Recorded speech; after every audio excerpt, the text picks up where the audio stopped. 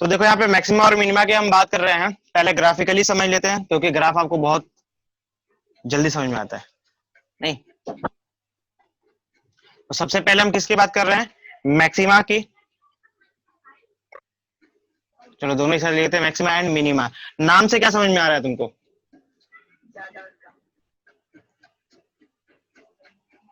हाँ जी, नाम से क्या समझ में आ रहा है? ज्यादा और कम।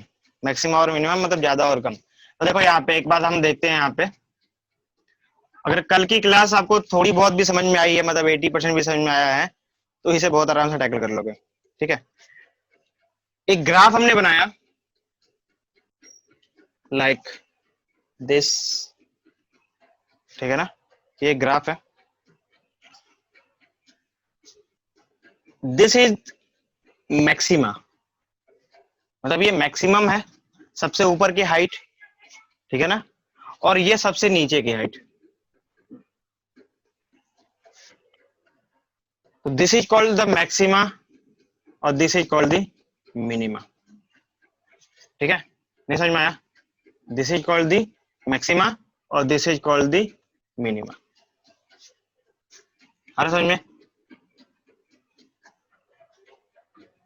मतलब किसी ग्राफ के बारे में अगर मैं बात करता हूं, कोई भी ग्राफ अगर मैंने बना दिया, ठीक है, तो ये जो इसकी सबसे टॉप हाइट है, ठीक है, वो आपकी मैक्सिमा हो जाएगी और ये क्या हो जाएगा? मिनिमा हो जाएगा। ठीक है ना, फिलहाल के लिए तो आपको इतना जानना है जरूरी है। आगे जब हम पढ़ेंगे, मतलब आगे का मतलब जब आप कुछ ज्यादा आगे बढ़ोगे, आप इंजीनियरिंग करोगे, मैथ उसमें पढ़ोगे, और हम उसमें ही पढ़ लेंगे, मैथमेटिक्स में भी पढ़ेंगे तो उसमें और डीप में जाके पढ़ेंगे। फिलहाल बस नाम जान लो कि अगर मैंने कहीं पे ऐसे बना दिया, लो ये देखो, ऐसे भी तो हो सकता है ग्राफ। क्या बना दिया? ग्राफ? ग्राफ है, हाँ ग्राफ ही है। ठीक है, तो यहाँ पे अगर मैं बात करता हूँ, this is the local maxima, this is the local minima. Local, ठीक है ना, लोकल मतलब लोकली, बहुत छोटे से प्लेस की बात कर रहे हैं, पूरे ओवरऑल की बात नहीं कर रहे हैं।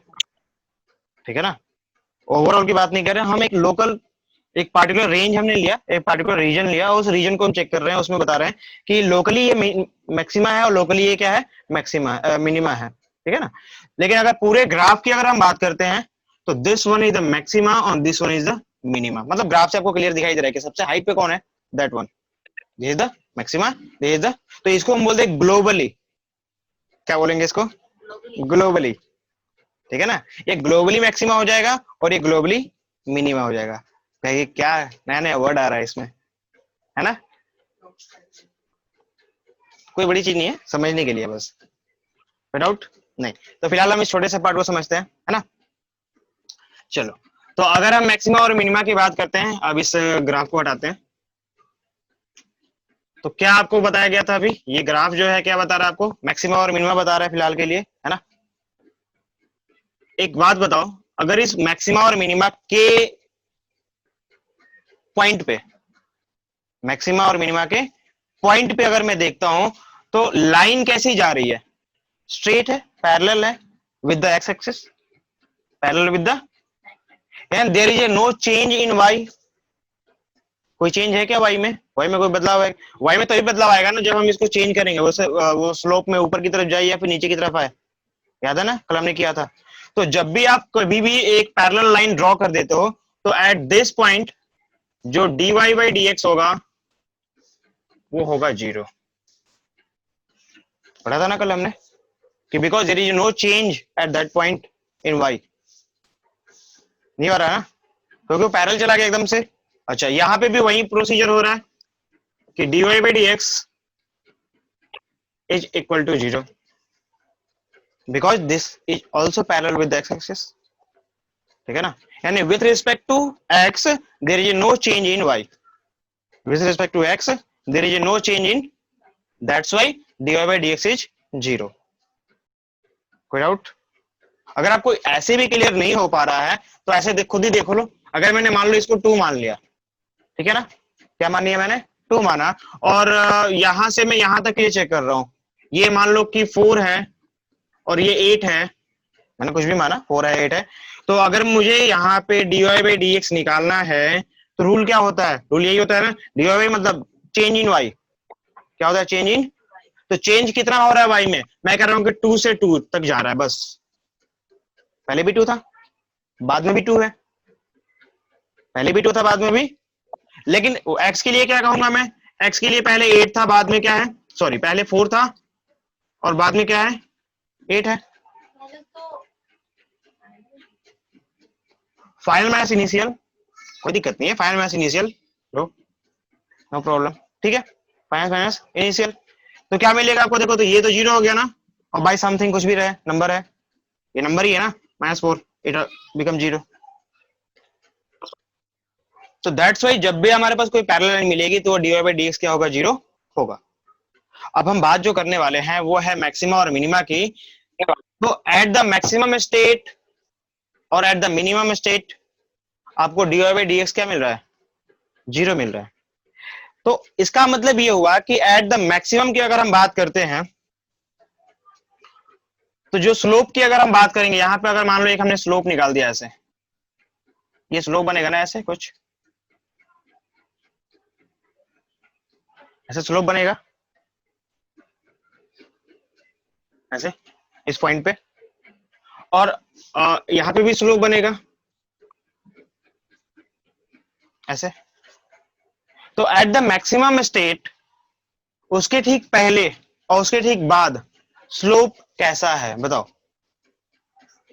हाँ उसके पहले और उसके बाद, मतलब मिनिमम जो हमारा मैक्सिमम स्टेट है उसका स्लोप की, अगर उसके स्लोप की हम बात करते हैं तो just before the maxima, just before the maxima, यहां पे लिख देता हूं मैं कि just before the maxima slope is positive, I can write this, नहीं समझ में आ रहा, नहीं आ रहा, आपको कल बताया था मैंने कि जब भी स्लोप ऊपर की तरफ जाए तो dy/dx क्या होता है, पॉजिटिव होता है, और जब भी स्लोप, अब अगर ये याद नहीं आ रहा है तो प्रॉब्लम है, लेकिन मैं चाहो तो याद दिला सकता हूं, कहो कैसे, तो याद देखो कुछ भी होगा 90 से कम होगा ना एंगल, 0 से 90 के बीच में होगा, तो अगर मैं टेन थीटा की बात करता हूं और टेन थीटा की बात जो है, थीटा 90 से बड़ छोटा, मतलब अगर हम ऐसे बात कर लेते हैं, ये जो थीटा है हमारे पास वो 90 से छोटा है या उसके इक्वल है, बट 0 डिग्री कर लेते हैं, 0 डिग्री से बड़ा है या उसके इक्वल है, तो इस सिचुएशन में टेन थीटा की वैल्यू क्या होती है, प्लस होती है माइनस होती है, याद आ रहा है, क्योंकि फर्स्ट क्वाड्रेंट में जाता है और फर्स्ट क्वाड्रेंट में ऑल एंगल्स आर पॉजिटिव, तो ये भी क्या होगा, पॉजिटिव होगा, दैट्स वाई ये पॉजिटिव होगा, क्योंकि एंगल तो वही 90 के बीच में ही तो घूम रहा है, बात समझ में आई। और जैसे ही मैं इसको स्लोप को ऐसे कर देता हूं, ऐसे करने के बाद जो एंगल बनता है वो क्या बन गया, 90 से ज्यादा हो गया ना, जो कंफर्म हो गया 90 से ज्यादा है, 90 तो यहीं पे आएगा ना, देखो तो 90 यहीं पे आएगा ना, 90 से ज्यादा हो गया, और 90 से ज्यादा होती है वो थर्ड क्वाड्रेंट में पहुंचता है, अकॉर्डिंग टू रूल पढ़ा था आपने, तो थर्ड क्वाड्रेंट में जो टेन थीटा होता है वो क्या होता है, माइनस होता है, तो दैट्स वाई इस स्लोप के लिए जो टेन थीटा होगा माइनस होगा, स्लोप टेन थीटा ही तो होता है, स्लोप टेन थीटा ही तो होता है, तो हर बार मैं इसको एक्सप्लेन नहीं करने वाला, तो काइंडली रिमेंबर इट, और ये हो जाएगा रिमेंबर, क्योंकि आपको जो बेसिक चीजें बताई गई ना उसको कोरिलेट करना सीखो, जैसे कैसे कोरिलेट किया जा रहा है, आप खुद दिखाई दे रहा है आपको, जनरली ऐसे ही बोला जाता है कि अगर ये स्लोप इस तरफ से हुआ तो हम नेगेटिव लेते हैं, इस तरफ से हुआ तो पॉजिटिव लेते हैं, लेकिन क्यों होता है, अगर ये ढूंढना चालू करो तुम और तुम्हें मिला जो मैंने अभी बताया, तो तुमको वो याद रहेगा लंबे टाइम तक, ठीक है, क्योंकि रट्टा मारने से याद तो होता नहीं है, उसे बेसिक जो निचोड़ है, जो कंसेप्ट है, उसको अगर पता चल गया आपको, अब आपको शायद ये याद रहेगा हर समय कि क्यों हो रहा है नेगेटिव, बिकॉज एंगल क्या हो रहा है, 90 से ज्यादा हो रहा है, और 90 से ज्यादा वाला एंगल मतलब कि वो कौन से क्वाड्रेंट में चला जाता है, थर्ड क्वाड्रेंट में, और थर्ड क्वाड्रेंट में टेन थीटा क्या होता है, नेगेटिव होता है, that's why this slope is negative and this slope is positive. तो यहाँ पे अगर मैं बात कर रहा हूं कि मैक्सिमा ये रहा, उसके ठीक पहले जो हमारा स्लोप है वो कैसा है, और मैक्सिमा के ठीक बाद में जो स्लोप है वो कैसा है, तो वही मैं यहाँ पे कह रहा हूँ कि just before the maxima slope is positive. कोई डाउट है इसमें? और एट मैक्सिमा, एट मैक्सिमा जो स्लोप, ये मैक्सिमा है ना, मतलब पहले मैं स्लोप के पहले जा रहा हूं, फिर मैक्सिमा, मैक्सिमा पे जा रहा हूं, फिर मैक्सिमा के बाद जाऊंगा। ठीक है, तो just before the maxima slope is negative positive, at maxima जो स्लोप इज क्या होगा, जीरो, स्लोप इज जीरो। भूल गई, स्लोप जीरो होगा। भूल गई, याद नहीं आ रहा। जीरो होगा, क्योंकि टेन जीरो क्या होता है, टेन जीरो क्या होता है, जीरो ही तो होता है। अरे बाबा, प्ले पैरेलल हो गया ना लाइन, ये एक्स है और इसी के ऊपर वो लाइन आ गई पैरेलल, तो टेन यहाँ पे 0 डिग्री हो गया ये, और तो टेन 0 डिग्री की वैल्यू क्या होती है, जीरो ही तो होता है।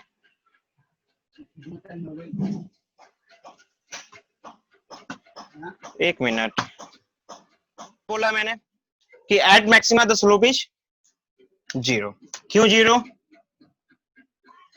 समझ में आ गया क्यों जीरो, क्योंकि स्लोप यहाँ पे जब जीरो पैरेलल होता है तो एंगल जीरो हो जाता है, और टेन की वैल्यू जीरो होती है, इसलिए हम वहां से देख के बता सकते हैं कि ये जीरो होगा ही। अच्छा, जस्ट आफ्टर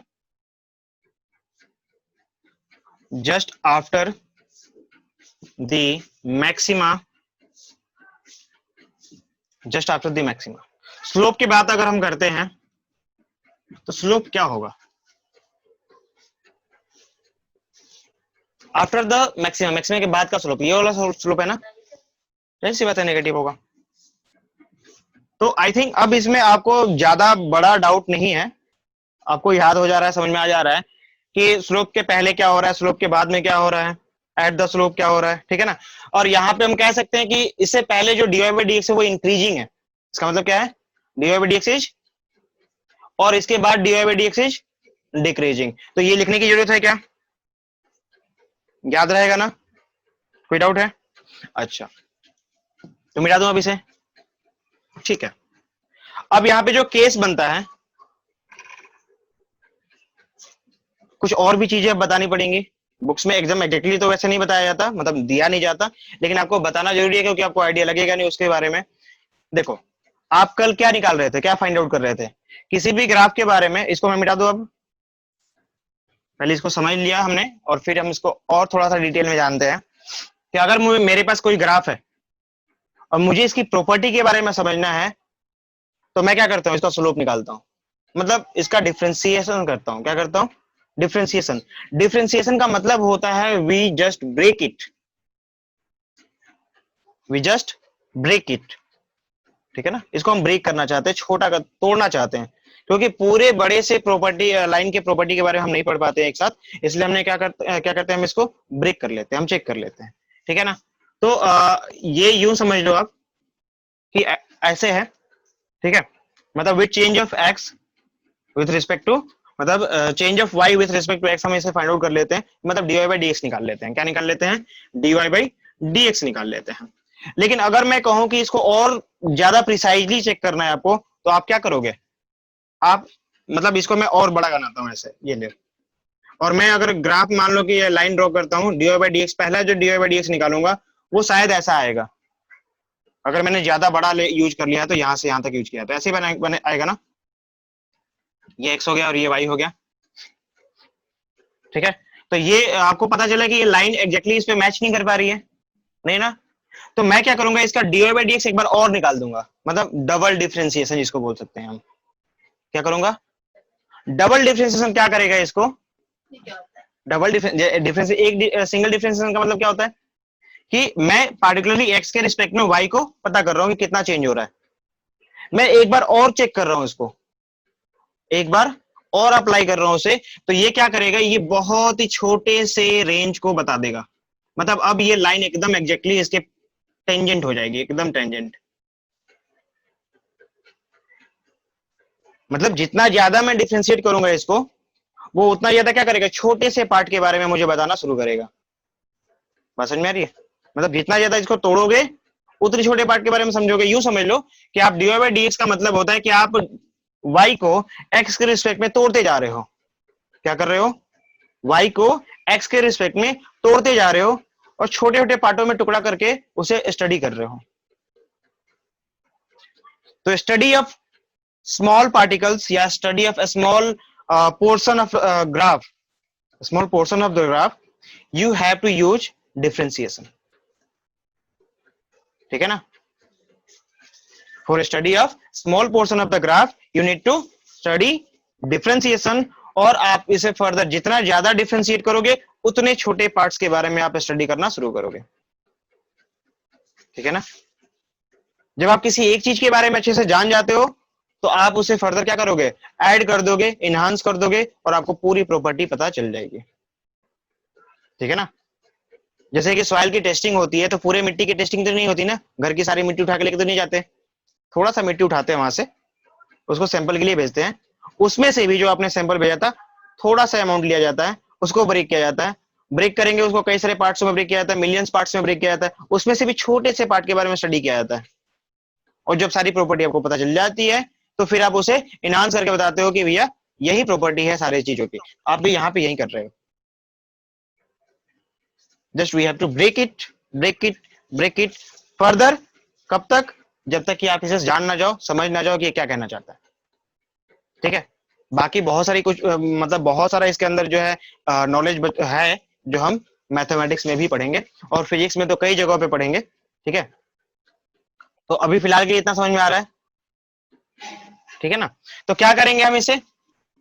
तो कंडीशन क्या हो रहा है, अब इस कंडीशन को देख लेते हैं जो मैंने कंडीशन आपको बताया।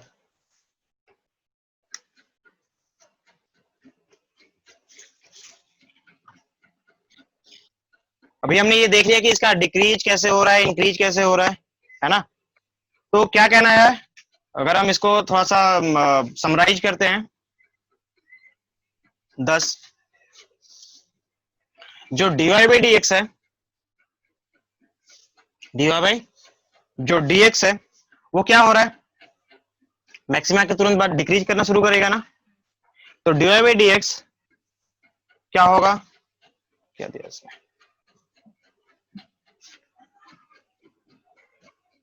वो डिक्रीज करेगा। ठीक है? At a maxima, at a maxima and hence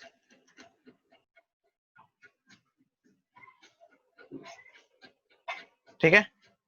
ये होगा कि dy बाई dx जो है फर्दर लेस होगा। कोई दिक्कत है इसमें?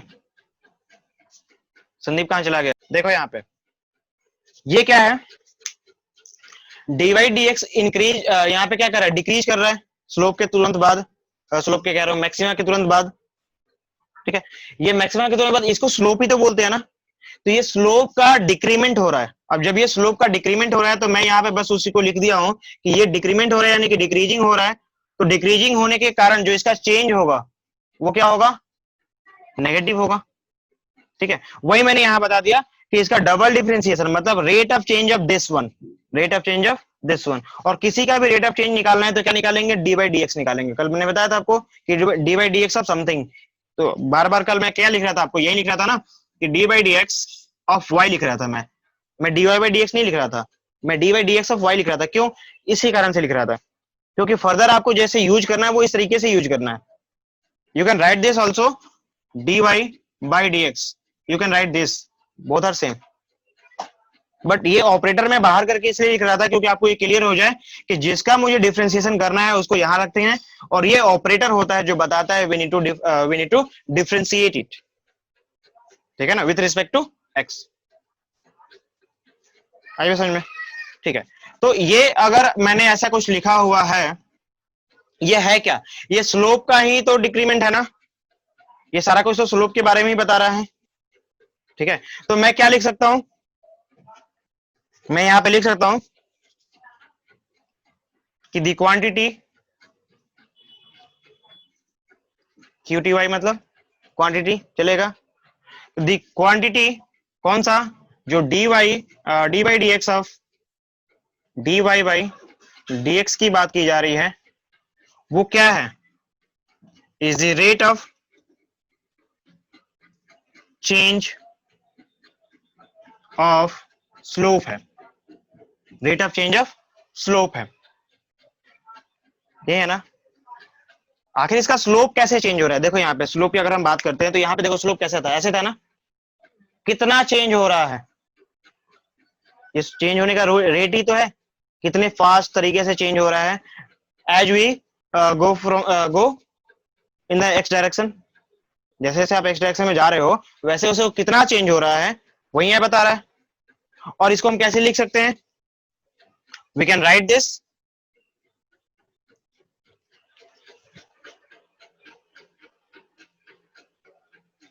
वी कैन राइट दिस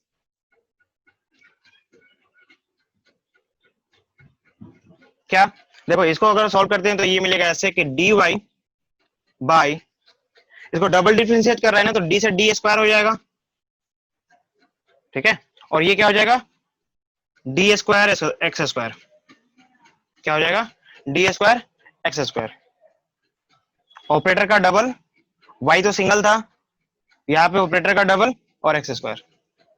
तो इसको हम फर्दर ऐसे बैक कर सकते हैं या फिर आगे जा सकते हैं, ठीक है। तो we can write this also. कोई डाउट है? ये किसके लिए था? मैक्सिमा के लिए था। क्या मिनिमा के लिए लिख सकते हैं? मिनिमा के लिए यहां से चलेंगे ना, तो मिनिमा के बाद वही काम करना पड़ेगा हमें, क्योंकि यहाँ पे मिनिमा के बाद क्या होगा, वो स्लोप जो है हाई की तरफ जाएगा, यानी वो पॉजिटिव हो जाएगा। तो ईच एंड एवरीथिंग सेम होगा, बस वहां पॉजिटिव के बदले नेगेटिव बदले पॉजिटिव हो जाएगा। समझ में आ रहा है नहीं आ रहा? आ रहा है? हाँ जी, क्या नाम है? मोनिका, मानसी। हाँ राइट भैया। हाँ देखो, ठीक है, डी बाई डी एक्स क्या करेगा? इंक्रीज करेगा at the maxima and hence जो rate of change of minima, और at the rate of change of D by D X क्या हो जाएगा? पॉजिटिव हो जाएगा। तो ये भी क्या मिलेगा? That is greater than zero, ठीक है ना। और यहाँ पे देखो तो द क्वांटिटी, अगर जो ये क्वांटिटी है इसको तो एज इट इज फिर से हम वही लिखने वाले, इसमें तो कोई फर्क ही नहीं पड़ने वाला, ये तो कोई बदलने वाला है नहीं। कोई डाउट है? नहीं है, ठीक है। और डी बाई डी एक्स की अगर हम बात करते हैं तो वो जो जीरो आता है आपको पता ही है, ऑलरेडी हमने लिखा हुआ है कि डी बाई डी एक्स क्या आ रहा है, हर बार जीरो आ रहा है, ठीक है। एक बार यहाँ पे क्वेश्चन देख लो कि डबल डिफरेंशिएशन निकालते कैसे हैं, है ना। थोड़ा आइडिया लग जाएगा आपको कि डबल डिफरेंशिएशन कैसे निकालते हैं। आगे हम पढ़ेंगे इनके बारे में बहुत कुछ।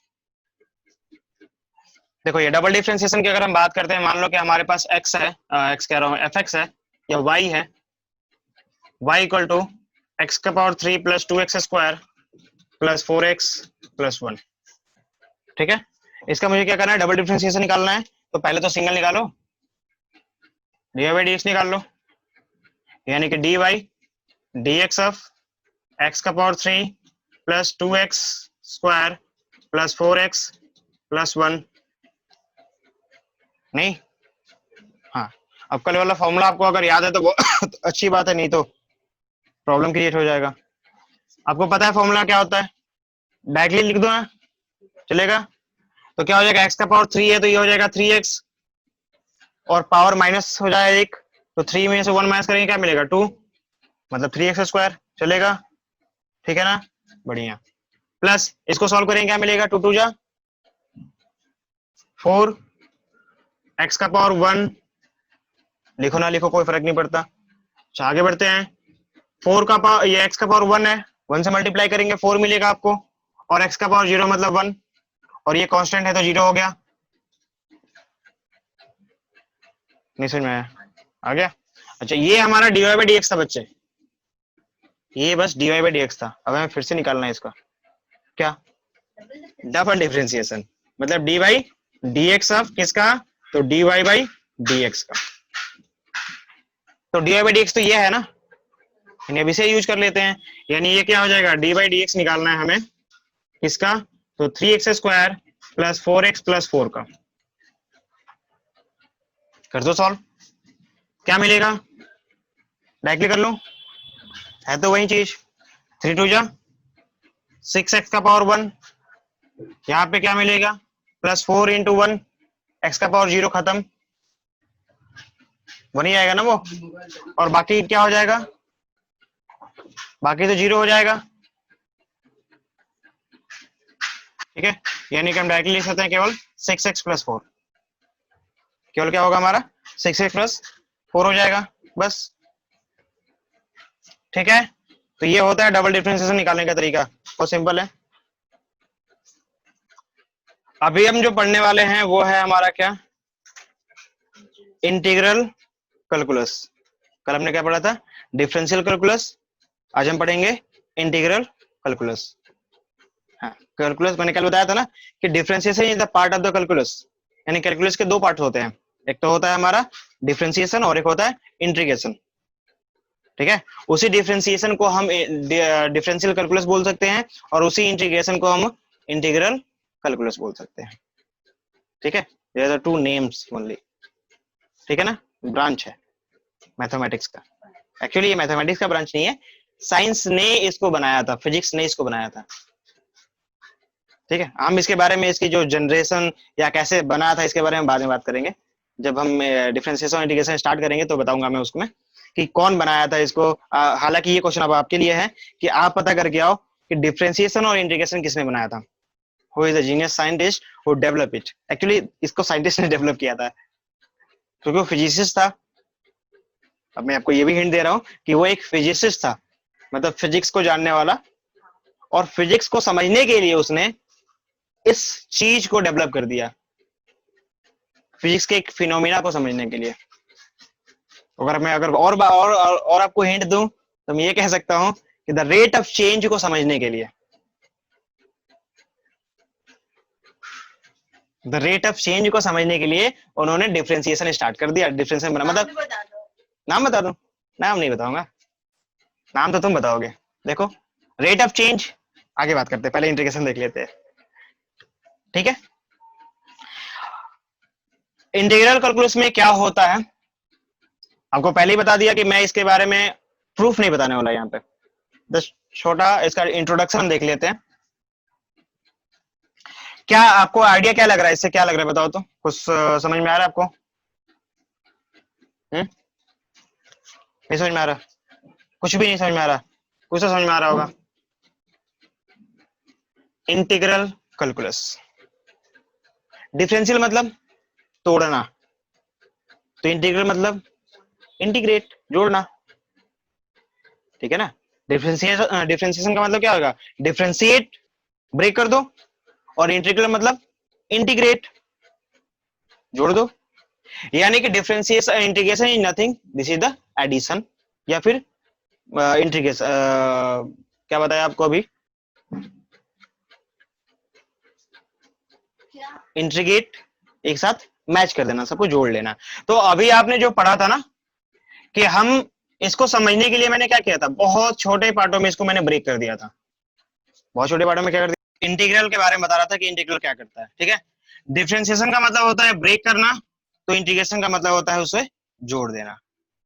तो जाहिर सी बात है, अगर मैंने आपको ये बात बोला था कि आपको इससे स्टडी करना है, तो आपने स्टडी तो छोटे से पार्ट के लिए किया था, है ना। तो जाहिर सी बात है, अगर आपने छोटे से पार्ट के लिए जो स्टडी किया था, आपको पूरे पार्ट के बारे में जानना है, नॉलेज इकट्ठा करना है, तो एक एक पार्ट के स्टडी जो आपने किया था, अलग अलग पार्ट्स के बारे में, सबको एक साथ जोड़ दोगे तो आपको पूरा का पूरा रिजल्ट मिल जाएगा कि फाइनल रिजल्ट क्या है इसका। यानी just we need to add this, add का मतलब we need to calculate the integration, we need to calculate the integration. ठीक है ना, मतलब एक्स को मैंने छोटे छोटे पार्टों में बांट दिया तो फिर उसको जोड़ दूंगा, या वाई को छोटे छोटे पार्टों में बांट दिया तो वाई को ऐड कर दूंगा, ये हमारा क्या हो जाएगा। मतलब आपको ये क्लियर दिखाई दे रहा है कि जो आपके पास D Y by D X है, डी वाई बाई जो डी एक्स है, और इसका इंटीग्रेशन, इंटीग्रेशन को लिखने के लिए हम ऐसे लिखते हैं, ये समेशन का फॉर्मेट, समेशन होता है एक तरह से कहा जाए तो, इंटीग्रेशन होता है, ये सिंबल ऑफ इंटीग्रेशन है। ठीक है, तो differentiation with respect to x था, विथ रिस्पेक्ट टू एक्स था, तो डिफरेंस यहां पे भी विथ रिस्पेक्ट टू एक्स ही होगा, यानी कि y का integration with respect to x, क्योंकि x के रिस्पेक्ट में हमने उसको ब्रेक किया था, x के रिस्पेक्ट में क्या किया था हमने उसे ब्रेक किया था तो जोड़ेंगे भी एक्स के रिस्पेक्ट में ही ना, मतलब यूं समझ लो इसको, बहुत सिंपल से लैंग्वेज में बात करूं तो ऐसे कह सकता हूं मैं इसको कि ये आपका y था, ये आपका क्या था, y था, मैंने इसको x के रिस्पेक्ट में तोड़ दिया, मतलब कि x इतना छोटा था, x कितना था, इतना छोटा था, ये वाला पार्ट जो है x है, ये वाला पार्ट क्या x है, तो मैंने इसको कई पार्टों में तोड़ा, बहुत सारे पार्टों में, ठीक है ना, तो मैं उसी पार्ट को उसी के रिस्पेक्ट में जोड़ूंगा ना, x के रिस्पेक्ट में ही तो जोड़ूंगा, तो ये मैंने x के रिस्पेक्ट में इसको सबको जोड़ दिया, सबको ऐड कर दिया, तो मुझे क्या मिल जाएगा, इसका होल पार्ट मिल जाएगा। तो पहले हमने इस पार्ट के बारे में सीखा था, ये है आपका क्या dy बाई dx है, ठीक है, और ये होल पार्ट ऐड कर दिया तो क्या मिल गया हमें, ये मिल गया इंटीग्रेशन y dx, ठीक है। अब यहां पे लिमिट आ जाती है थोड़ी सी, लिमिट का मतलब यहाँ लिमिट ये आता है कि कहां से कहां तक जोड़ रहे हो आप, तो जहां से आपने तोड़ा है, मतलब मान लो कि मैंने यहां से तोड़ा था इसको, x इक्वल टू 2 से लेकर x इक्वल टू 4 तक मैंने इसको ब्रेक किया था, तो मुझे ऐड भी तो 2 से 4 तक ही करना होगा ना,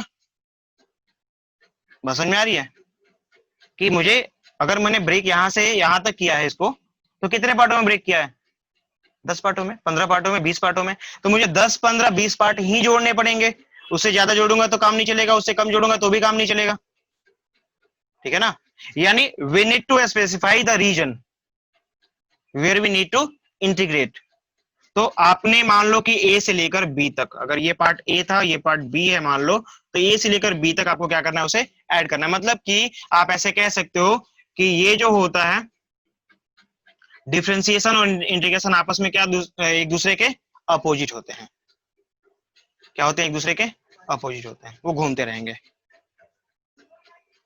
नहीं समझ में आ रहा है कि हम क्या कर रहे हैं, यहाँ पे किसी पार्ट को हम ऐड कर रहे हैं और रेंज में, तो रेंज क्या हो गया, मान लो कि रेंज मैंने ए और बी बोल दिया, ए से लेकर बी तक, एक पार्टिकुलर रेंज तक जाएंगे ना, ठीक है, आगे हम इसके बारे में और भी पढ़ेंगे, ठीक है। अच्छा, अब यहाँ पे इंटीग्रल का एक और खास पार्ट होता है, क्योंकि इंटीग्रेशन अगर किसी पार्ट का निकालते हो आप क्या करते हो, किसी पार्ट का इंटीग्रेशन निकालते हो, तो you always get the area, क्या मिलता है आपको, एरिया मिलता है, यानी ये भी आपको याद रखना पड़ेगा कि इंटीग्रेशन अगर किसी का करते हो आप, तो आपको एरिया मिल जाएगा, मतलब क्या कि आपको ये पूरा का पूरा एरिया मिल जाएगा, वो इस पूरे रीजन के एरिया के बारे में बता देगा आपको, तो by the help of integration you get the area, ठीक है, कोई डाउट नहीं। हाँ संदीप, समझ में आ रहा है, ठीक है, समझ में आ गया, हाँ दिया। तो कुछ इसके जो फॉर्मूले हैं उनको देख लो फटाफट, क्या है फॉर्मूला इंटीग्रेशन का, यहाँ पे एफ एक्स बोलो या फिर वाई बोलो, आपको पता है, एफ एक्स बोलो या फिर वाई बोलो, और यहाँ पे हम इंटीग्रेशन निकाल रहे हैं इसका, किसका, एफ एक्स का, किसके, डीएक्स के रिस्पेक्ट में, ठीक है ना। तो अगर आपको डिफरेंशिएशन याद है तो इंटीग्रेशन भी याद हो जाएगा, क्या है, मैं बगल में डिफरेंशिएशन भी लिख देता हूँ, एक काम करता हूँ ऐसे करता हूँ, नहीं यहाँ पे तो चलो ठीक है, इंटीग्रेशन निकालना है मुझे किसका, पहले डिफरेंशिएशन लिख दो,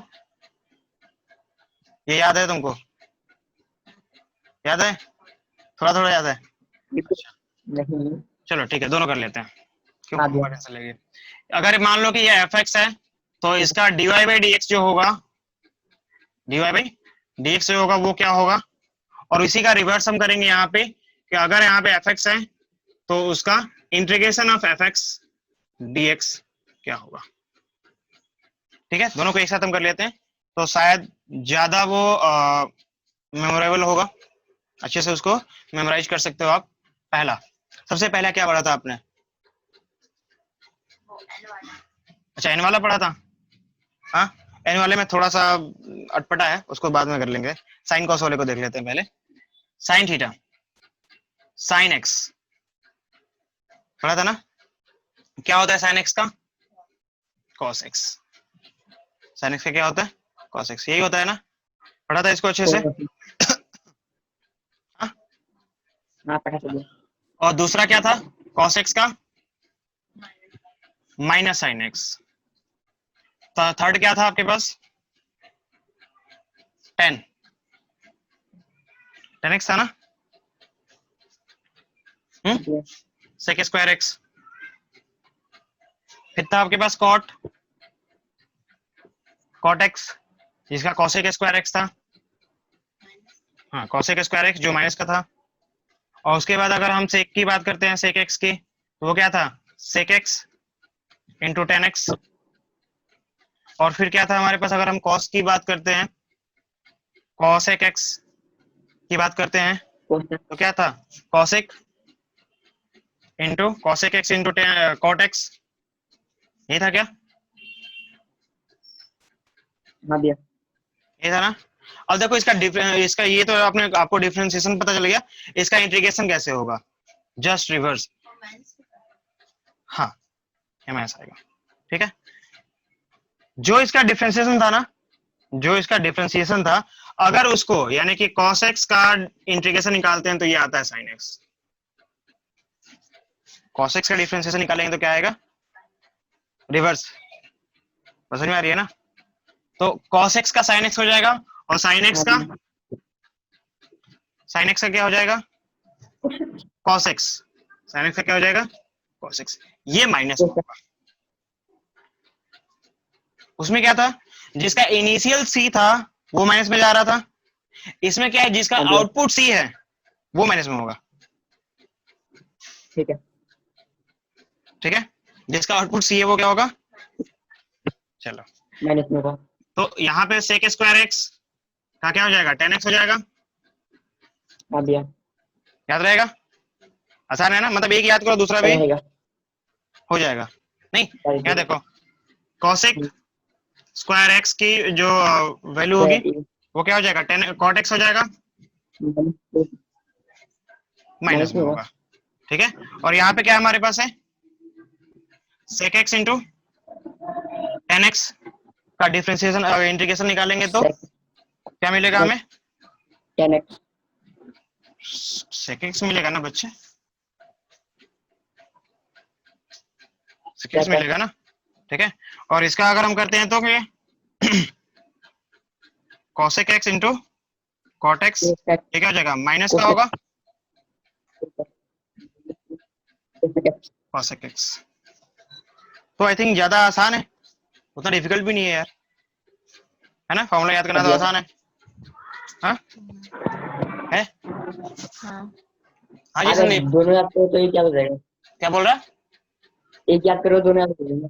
हाँ एक याद करो दोनों याद हो जाएगा। हाँ जी हाँ जी हाँ जी मानसी, हाँ तो क्या है हमारे पास, क्या क्या रह गया अभी, एक वो वाला बच गया आपके पास, x का पावर n वाला, है ना। तो यहाँ देखो क्या होता था, x का पावर अगर कहीं पे n है तो वो होता है n इंटू एक्स का पावर n माइनस वन, ठीक है। यहाँ थोड़ा सा अलग है, ठीक है, कि अगर मुझे कहीं x का पावर n है और मुझे इसका क्या निकालना है, इंटीग्रेशन निकालना है, क्या निकालना है, x के पावर n का इंटीग्रेशन अगर निकालना है, ठीक है। एक तो पहले ये रूल है कि x जो है वो, सॉरी x की बात कर रहा हूं मैं, n जो होना चाहिए वो माइनस में नहीं होना चाहिए, माइनस वन नहीं होना चाहिए, बाकी सब कुछ हो जाएगा, माइनस वन नहीं होना चाहिए, हाँ माइनस वन नहीं होना चाहिए, क्यों नहीं होना चाहिए अभी पता चल जाएगा आपको। तो ये हो जाएगा आपके पास x का पावर, ये थोड़ा सा चेंज हो जाता है, यहाँ पावर क्या हो रहा था, माइनस, तो यहाँ हो जाएगा प्लस, यहाँ मल्टीप्लाई हो रहा था, ठीक है। तो यहाँ हो जाएगा डिवाइड। मुझे लगता है कि अब याद नहीं रहेगा, याद रहेगा ना, हाँ मतलब यहाँ पे जो मल्टीप्लाई कर रहे थे वहां डिवाइड हो रहा है, जहां यहाँ ऐड सब्ट्रैक्ट कर रहे थे वहां पे ऐड हो रहा है, सिंपल, ठीक है। नेक्स्ट क्या है हमारे पास, क्यों मैं कह रहा था कि यहाँ माइनस वन नहीं होना चाहिए, बिकॉज आपको पता है कि log ऑफ x की जो वैल्यू होती है वो 1/x होती है, log x का डिफरेंशिएशन क्या होता है, 1/x होता है, तो जाहिर सी बात है 1/x का इंटीग्रेशन क्या होगा, log x नहीं होगा क्या, हाँ? और इसी को तो हम ऐसे लिखते हैं x का पावर माइनस वन, तो that's why, because already formula है उसके लिए, तो -1 तो यहाँ अप्लाई नहीं कर सकते। ठीक है ना, चलेगा, कोई डाउट नहीं? ठीक है, नहीं भैया। नहीं है। अब कुछ और भी स्टैंडर्ड फॉर्मूले हैं इसके दो, वो आपको थोड़ा मैनेज करना पड़ेगा, उसके बारे में पढ़ेंगे, पूरा प्रूफ पढ़ेंगे, लेकिन अभी नहीं, अभी बस जस्ट हम उसको देख लेते हैं। ठीक है, कि अगर कहीं पे 1/x² प्लस a² है, 1/x² plus x² is the variable, a² is the constant. ठीक है ना, तो अगर ये ऐसा है तो मैं इसको लिख सकता हूं 1/a tan इनवर्स x/a। ठीक है, हाँ, 1/tan इनवर्स x/a, ये स्टैंडर्ड फॉर्मूला है, हम इसको आगे प्रूव करेंगे ये क्यों होता है। ठीक है, लेकिन अभी नहीं, अभी बस जस्ट देख लो। और 1/a² माइनस x² अगर ये रूट के अंदर है, ठीक है, तो इसका अगर इंटीग्रेशन हम निकालते हैं तो ये होता है साइन इनवर्स x/a। क्या होता है?